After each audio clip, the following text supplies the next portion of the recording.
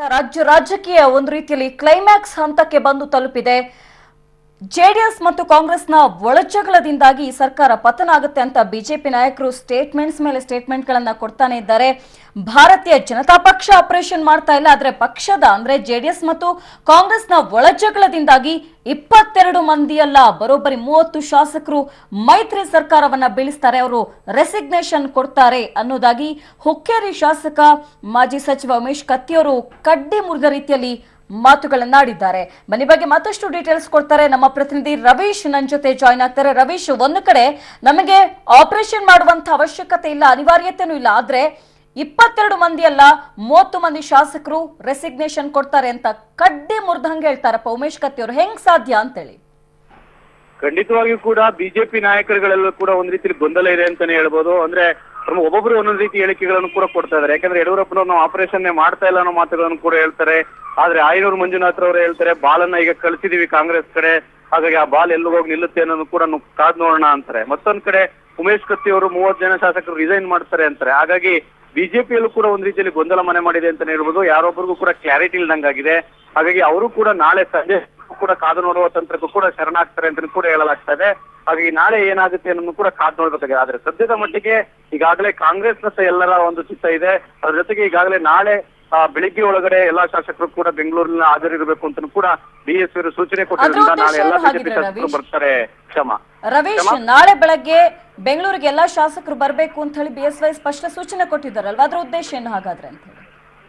ಯಾಕಂದ್ರೆ ನಾಡಿದ್ದು ವಿಶೇಷ ಸಭೆ ಇದೆ, ಶಾಸಕರ ಸಭೆ. ಆದ್ರೆ ನಾಳೆ ಬನ್ನಿ ಅಂತ ಹೇಳಿರೋದಕ್ಕೆ ಸಾಕಷ್ಟು ಕಾರಣಗಳಿವೆ ಅಂತ ಕೂಡ ಹೇಳಲಾಗ್ತಾ ಇದೆ. ಯಾಕಂದ್ರೆ ಪ್ರಮುಖವಾಗಿರ್ತಕ್ಕಂಥದ್ದು ಈಗ ನಾಳೆ ಒಂದು ನಾಡಿದ್ದು ಬಂದ್ರೆ ಅವರು ಲೇಟ್ ಆಗ್ಬೋದು. ಯಾಕಂದ್ರೆ ದೂರಗಳಿಂದ ಕೂಡ ಬರ್ತಾರೆ. ಹಾಗಾಗಿ ಅವರು ಬೇಗ ಬಂದು ಸೇರ್ಕೊಂಡ್ರೆ ಬೇರೆ ರೀತಿಯ ರಣತಂತ್ರಗಳನ್ನು ಕೂಡ ರೂಪಿಸೋದಕ್ಕೆ ಅನುಕೂಲ ಆಗುತ್ತೆ ಅನ್ನೋ ದೃಷ್ಟಿಯಿಂದ ಯಡಿಯೂರಪ್ಪನವರು ಎಲ್ಲರೂ ಕೂಡ ಇವತ್ತು ಸಂಜೆ ಹೊರಟು ನಾಳೆ ಬೆಳಿಗ್ಗೆ ಒಳಗಡೆ ಇರಬೇಕು ಅಂತ ಕೂಡ ಹೇಳಿದ್ದಾರೆ ಅಂತ ಕೂಡ ಹೇಳಲಾಗ್ತದೆ. ಹಾಗಾಗಿ ಏನಾದ್ರು ರಣತಂತ್ರಗಳು ಇರ್ಬೋದು. ಯಾಕಂದ್ರೆ ಸುಮ್ಮನೆ ಏನು ಕೂಡ ಸೂಚನೆ ಕೊಡೋದಿಲ್ಲ.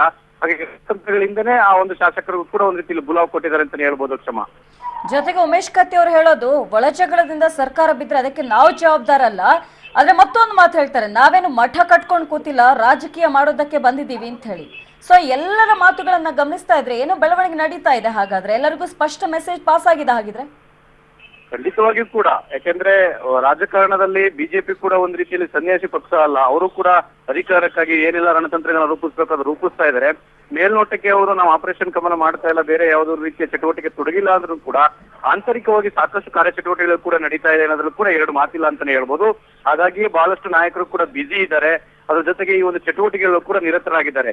ಬಿಎಸ್ವೈ ಅವರು ಸೇರಿದಂತೆ ಪ್ರಮುಖವಾಗಿರ್ತಕ್ಕಂಥ ಶ್ರೀರಾಮುಲು ಆಗಿರ್ಬೋದು, ಉಮೇಶ್ ಕತ್ತಿ ಆಗಿರ್ಬೋದು, ಇವರುಗಳು ಕೂಡ ಈ ಒಂದು ಕಾರ್ಯಚಟುವಟಿಕೆಗಳಲ್ಲಿ ಹೆಚ್ಚು ಸಕ್ರಿಯರಾಗಿದ್ದಾರೆ ಅಂತ ಕೂಡ ಹೇಳಲಾಗ್ತದೆ. ಹೆಚ್ಚು ಸಕ್ರಿಯರಾಗಿದ್ದ ಕಾರಣದಿಂದಾಗಿ ಉಮೇಶ್ ಕತ್ತಿ ಅವರು ಈ ರೀತಿ ಹೇಳಿಕೆ ಕೊಟ್ಟರು ಅನ್ನೋದ್ರ ಬಗ್ಗೆ ಕೂಡ ಚರ್ಚೆ ಆಗ್ತಾ ಇದೆ. Thank you Ravish.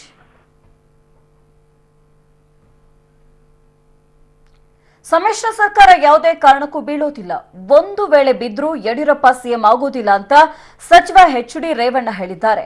ಸಮ್ಮಿಶ್ರ ಸರ್ಕಾರಕ್ಕೆ ಯಾವುದೇ ರೀತಿಯ ಅಪಾಯ ಇಲ್ಲ, ಒಂದು ವೇಳೆ ಸಮ್ಮಿಶ್ರ ಸರ್ಕಾರ ಬಿದ್ರೂ ಯಡಿಯೂರಪ್ಪ ಸಿಎಂ ಆಗೋದಕ್ಕೆ ಬಿಡೋದಿಲ್ಲ, ಹೀಗಂತ ಆ ಪಕ್ಷದ ಪ್ರಮುಖ ನಾಯಕರೇ ನನ್ನ ಹತ್ರ ಹೇಳ್ಕೊಂಡಿದ್ದಾರೆ. ಒಂದು ವೇಳೆ ರಾಜ್ಯಪಾಲರ ಆಳ್ವಿಕೆ ಬರಬಹುದು, ಆದ್ರೆ ಯಡಿಯೂರಪ್ಪ ಸಿಎಂ ಆಗೋದಕ್ಕೆ ಬಿಡೋದಿಲ್ಲ ಅಂತ ಅವರ ಪಕ್ಷದ ಪ್ರಮುಖರೇ ನನ್ನ ಹತ್ರ ಹೇಳ್ಕೊಂಡಿದ್ದಾರೆ. ಅವರು ಯಾರು ಅಂತ ಟೈಮ್ ಬಂದಾಗ ಹೇಳ್ತೀನಿ ಅಂತ ಹೊಸ ಬಾಂಬ್ ಹಾಕಿದ್ದಾರೆ.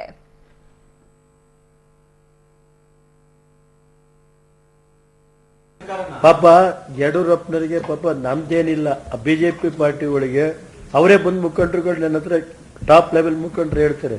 ಅದು ಹೇಳಕ್ ಏನಾಗುತ್ತೆ ಇಲ್ಲಿ ಸರ್, ಅವರ ಮುಖಂಡ್ರೆ ತಡೆರೇ ಅವ್ರ ಮುಖಂಡ್ರೆ ಹೇಳ್ತಾರೆ ನನ್ನ ಹತ್ರ, ಸರ್ಕಾರ ಬೀಳಿಸಿದ್ರು ಯಡಿಯೂರಪ್ಪನವ್ರು ಯಾವುದೇ ಕಾರಣದಿಂದ ಮುಖ್ಯಮಂತ್ರಿ ಮಾಡಲ್ಲ, ನೆಕ್ಸ್ಟು ಈ ರಾಜ್ಯದಲ್ಲಿ ರಾಜ್ಯಪಾಲರು ಇದಾಗ್ತಾರೆ, ಆಮೇಲೆ ಬೇರೆ ರಾಜ್ಯದ ಜೊತೆಗೆ ಎಲೆಕ್ಷನ್ ನಡೆಸ್ತಾರೆ ಸ್ವಾಮಿ, ಅದಕ್ಕೆ ಯಾರು ಹೋಗಲ್ಲ ಇಲ್ಲಿ ಅಂತ ಅವ್ರ ಪಾರ್ಟಿಯರೇ ಬಂದು ಹೇಳ್ತಾರೆ. ನಮಗೆ ನಾನೇನು ಹೇಳಕ್ ಹೋಗ್ತಾ ಇಲ್ಲ, ಅವ್ರು ಹೇಳಿ ಅದು ಟೈಮ್ ಬಂದಾಗ ಬೇಕಾದ್ರೆ ಅವ್ರ ಹೆಸರು ಹೇಳ್ತೀನಿ, ಈಗ ಹೇಳಕ್ ಹೇಳೋದು ನಮ್ಗೇನ್ರಿ ಇರೋ ವರ್ಷದಿನ ಜನ ದೇವರು ಆಶೀರ್ವಾದ ಕೊಟ್ಟವ್ರೆ, ಜನ ಕೊಟ್ಟವ್ರೆ, ಮಾಡೋದು ನಮ್ಮ ಕೆಲಸ ನಾವು ಮಾಡ್ತೀವಿ.